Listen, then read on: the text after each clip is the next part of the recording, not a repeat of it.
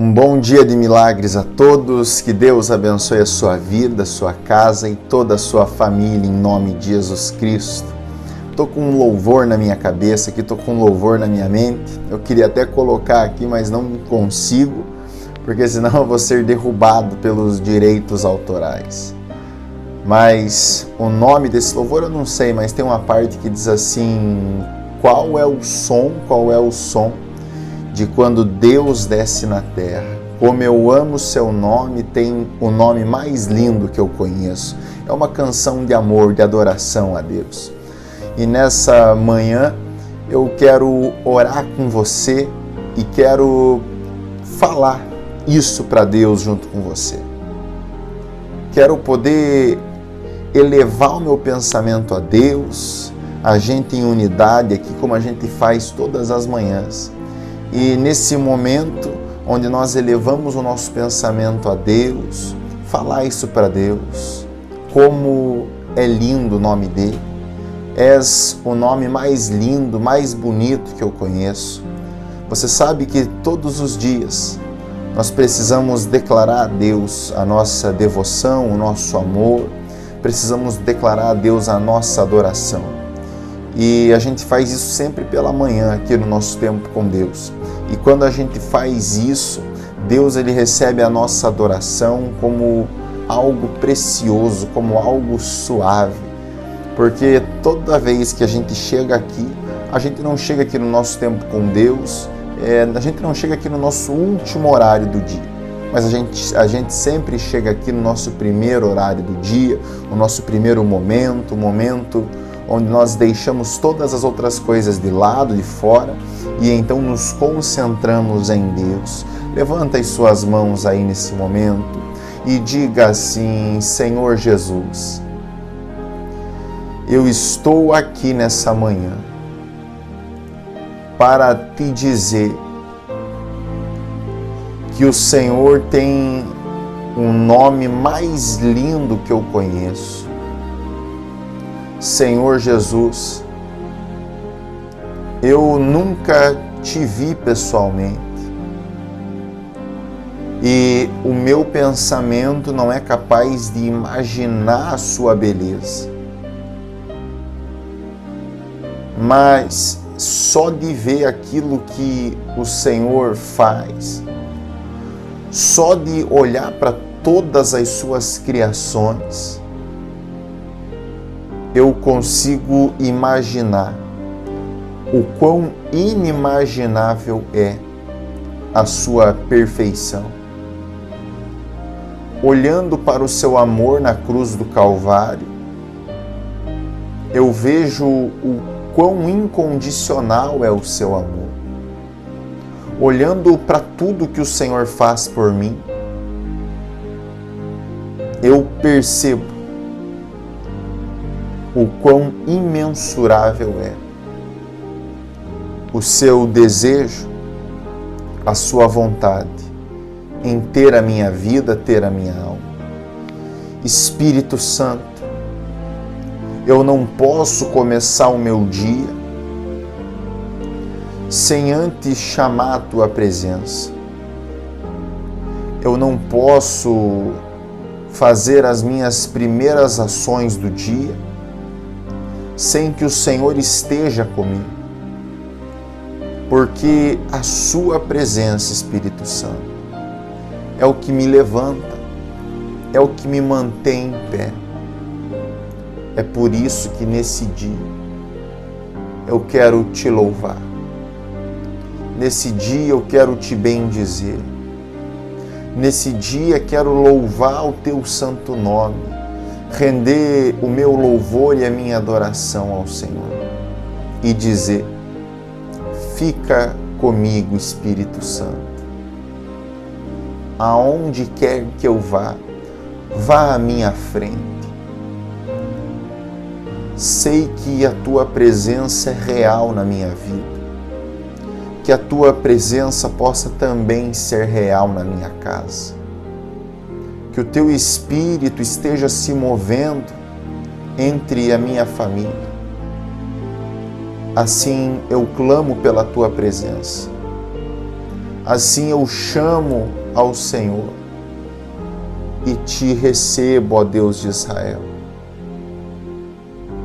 Assim eu oro e adoro ao Senhor, em nome do Pai, do Filho e do Espírito Santo de Deus.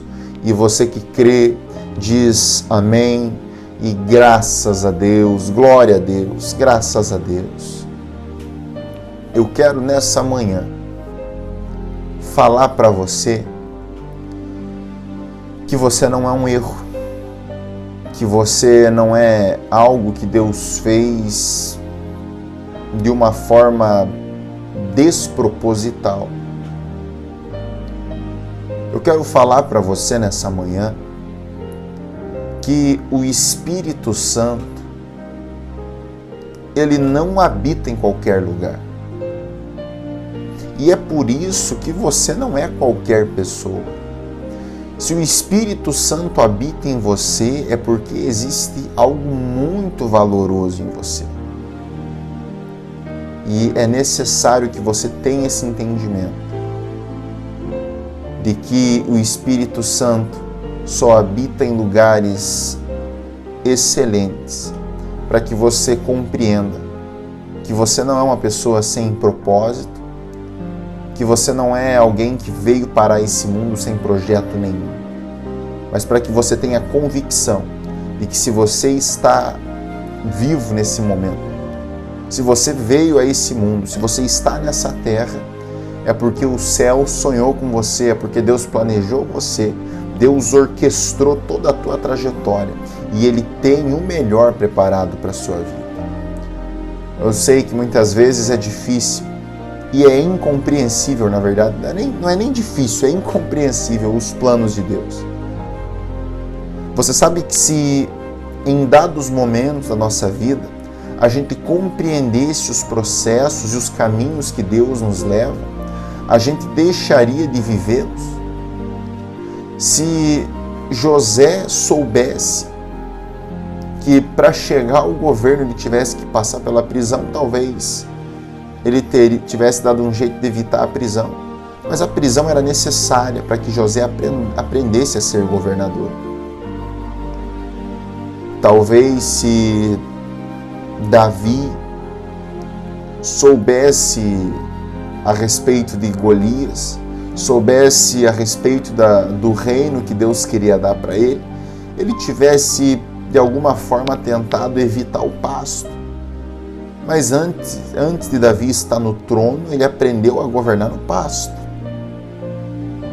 É por isso que existem momentos da nossa vida que, por mais que a gente não entenda, por mais que a gente não queira que esses momentos aconteçam, eles são necessários para que a gente aprenda. E quando Deus nos ensina algo, Ele não nos ensina pensando no agora. Que tem coisa que você diz assim, poxa vida, por que Deus está me ensinando isso? É porque Ele tem algo planejado para você no seu futuro. E eu quero que você entenda isso a partir do verso 1. Gênesis capítulo 1, verso 1. Abra sua Bíblia e faça essa meditação junto comigo nesse momento, por gentileza. Gênesis capítulo 1, verso 1.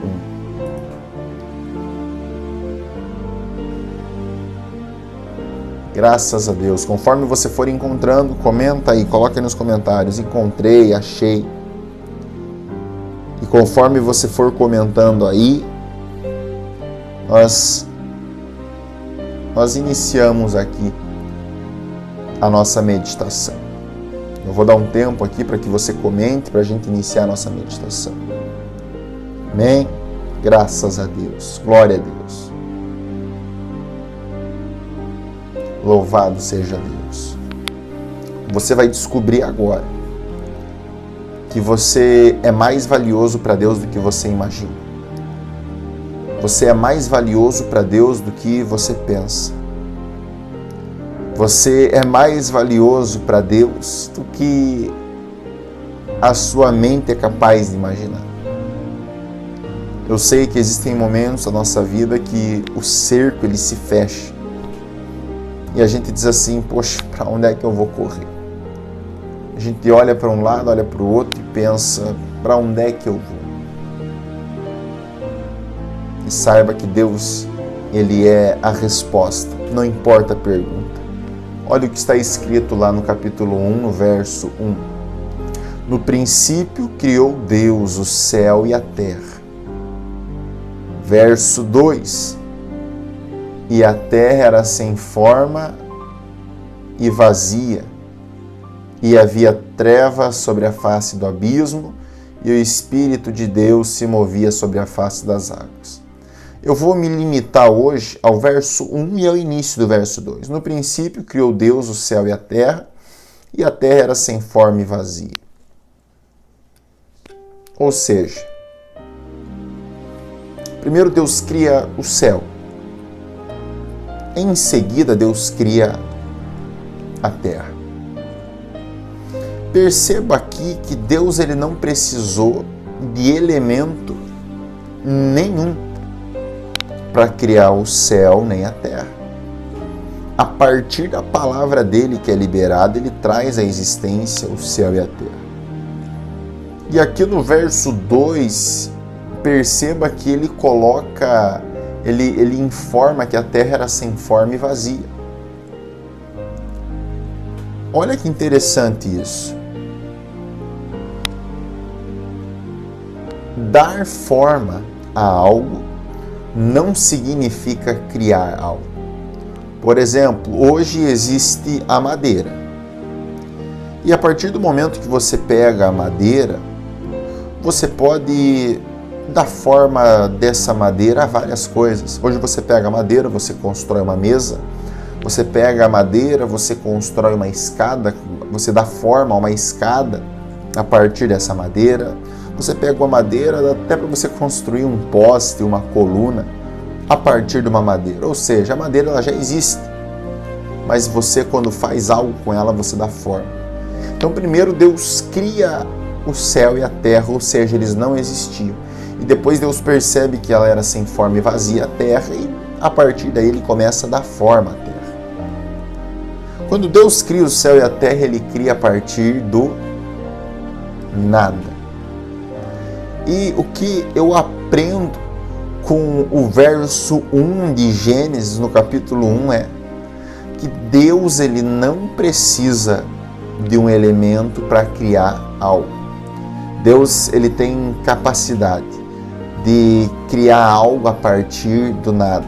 Eu quero que você entenda isso nessa manhã, porque isso vai edificar você. Talvez você se olhe no espelho e você não encontre nada em você. Talvez você até encontre algo em você, mas você olha para você mesmo e você diz assim, poxa, eu só tenho isso. O fulano tem aquilo, o fulano tem aquele outro, e isso e aquilo, mas eu só tenho isso. Entenda isso. Que o pouco que você tem para Deus é muito. Deus ele não precisa de grandes coisas para fazer coisas extraordinárias na sua vida. Deus ele precisa de coisas simples e de coisas, pessoas dispostas a receber o melhor que ele tem a entregar, a formar. Eu quero que você entenda isso nessa manhã, não importa quem você é, não importa como você se encontra, o que importa é a tua disponibilidade para Deus. Você quer me entender de uma forma mais clara? Presta atenção, fica ligado comigo aqui. Jesus pregava para uma multidão, falava com uma multidão. No texto a gente vai perceber que Jesus ele falava com 5.000 homens, fora crianças e mulheres. E nesse texto, quando a gente estuda essa história, quando a gente medita nessa história, a gente descobre um fato extraordinário. Jesus precisava alimentar aquela multidão. E Jesus se depara sem, vamos dizer assim, não sem recurso, mas Jesus se depara com pouco recurso para alimentar aquela multidão. Aparece um menino com 5 pães e 2 peixes para alimentar toda uma multidão. Humanamente falando, o que aquele menino tinha em mãos era pouquíssimo, era insuficiente para alimentar a multidão. O que aquele menino tinha em mãos não era o bastante para alimentar toda uma multidão. E é aí que entra eu e você na história. O menino, ele tinha pouco para alimentar toda uma multidão. Mas para Jesus, aquele pouco que o menino tinha era muito. Então, quando Jesus dá ordem para os discípulos, manda os discípulos começarem a espalhar, a dividir os pães e os peixes entre as pessoas, os discípulos ficam, eu acho que eles ficam olhando para Jesus, tipo assim, pô, tem 5 aqui só, a gente vai fazer o quê com esses 5 comer? Vamos repartir em 1 milhão de pedaços? É claro, os discípulos eles podem ter pensado isso, mas eles obedecem aquilo que Jesus fala. E quando eles começam a repartir, a dividir o pão, começa a se multiplicar, começa a ter multiplicação, começa a transbordar, a aumentar. No fim da conta, eles devolvem os cestos para o menino. E eles devolvem 12 cestos cheios para os meninos. Para os meninos não, para o menino. Olha que interessante isso. Jesus não precisa de muito, mas ele precisa de disponibilidade. Se esse menino ele não apresenta os 5 pães e os 2 peixes, a história ela seria a mesma, mas com uma pessoa diferente. Nós não estaríamos falando do menino, mas como o menino estava disposto a servir a Jesus, então Jesus fez o que era dele se multiplicar. Eu quero que você entenda isso. Jesus, ele vai fazer o transbordar. Jesus, ele faria multiplicação, seja com os pães desse menino, ainda que esse menino falasse assim, não, eu não vou apresentar esses pães para Jesus, eu vou deixar aqui guardado para mim comer só tranquilo, sem ninguém saber. Jesus poderia ter encontrado uma outra pessoa com até menos que esse menino. Jesus poderia ter escolhido uma outra pessoa. Se fosse o caso, Jesus ele poderia ter feito o pão aparecer na mão das pessoas. Jesus, certa vez, ele faz Pedro jogar a isca e fazer o dinheiro, o tártar, aparecer na boca do peixe para pagar os cobradores de impostos. Ou seja, o que Jesus precisava, o que Jesus deseja de nós, o que Jesus precisava naquele momento do menino, não era muito. Era o pouco. Era aquilo que o menino tinha. E nessa manhã Deus está falando para você que Ele não quer aquilo que você não tem. Ele deseja de você aquilo que você tem. Para que aconteça a multiplicação na sua vida, é necessário que você entregue para Jesus aquilo que você tem. E o que existe de mais precioso a nós do que a nossa vida? O que existe de mais precioso em nós do que a nossa vida, a nossa saúde? É por isso que toda vez que eu inicio o meu dia buscando o Espírito Santo, eu estou entregando para Jesus, eu estou entregando para Deus aquilo que eu tenho. Aquilo que muitas vezes, para mim, para nós, para você, seja o seu tudo. E eu quero que você entenda, eu quero que você receba isso. Fique tranquilo, porque no pouco que você tem, Deus vai fazer multiplicar. Jesus não precisa do muito. Jesus, ele quer aquilo que você tem. Jesus, ele deseja aquilo que você tenha a entregá-lo. E a partir disso que você tem, ele vai fazer multiplicar. Ele vai fazer transbordar na sua vida. Mas não se esconda. Se o menino tivesse se escondido, a multiplicação não teria acontecido. Porque o poder de Deus, ele se manifesta na vida daqueles que estão dispostos a ter o poder de Deus manifestado na vida deles. Ou seja, se eu sou uma pessoa que estou disposta a ter o poder de Deus sendo manifestado na minha vida, logo eu vou ver a multiplicação. Logo terei eu a multiplicação. Agora, se eu estiver fechado para ter a multiplicação na minha vida, para entregar a Jesus aquilo, o meu pouco, aquilo que eu tenho, logo a multiplicação não vai acontecer. É por isso que todo dia eu preciso entregar o meu melhor para Jesus. Todo dia eu preciso entregar, ainda que seja pouco, mas eu preciso entregar para Jesus. Eu preciso me colocar aos pés, à disposição de Jesus. Amém? Graças a Deus. Vamos, nesse momento, falar com Deus. Entregue a sua vida para Deus nessa oração. Entregue, não fique com vergonha, não fique receioso. Mas eleve o seu pensamento a Deus agora e ore com toda a sua força, da sua forma. Espírito de Deus, eu junto com todas essas pessoas aqui, coloco a minha vida diante do Senhor. Colocamos, meu Senhor, diante do Senhor tudo que somos, tudo que temos. Colocamos diante do Senhor tudo aquilo, meu Senhor, que o Senhor deseja receber de nós. Colocamos nas Tuas mãos a nossa vida